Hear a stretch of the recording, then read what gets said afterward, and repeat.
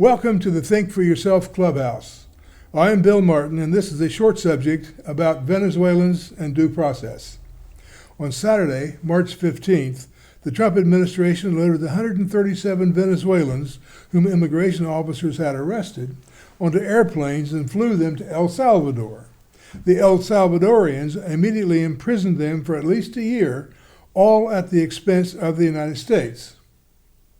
None of these people were given any kind of hearing. Trump's excuse was that these people were all gang members. They were not given a chance to contest the allegations. They were not given a chance to talk to a lawyer. They were simply put into a prison in El Salvador for at least a year.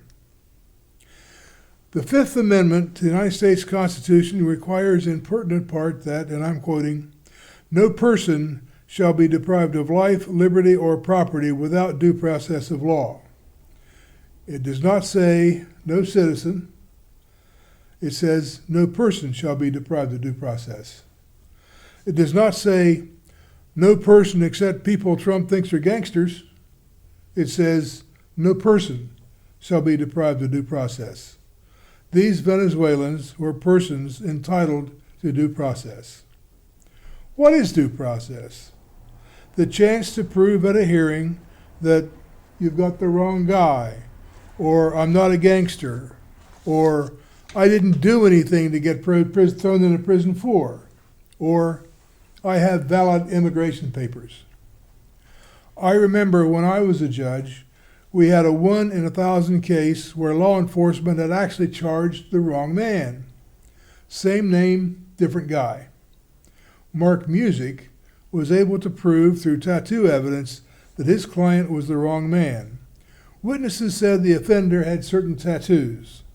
Mark's client had no such tattoos, and an expert witness found that no tattoos had been removed. Mark even located the other fellow with the same name. A case of mistaken identity. The case against Mark's client was promptly dismissed with prejudice. That is an example of due process. You cannot throw somebody in jail just because you think he is a criminal. You have to prove it. And that, gentle viewers, is due process. By the way, throwing people in jail without a hearing is what Hitler did. It's what dictators do.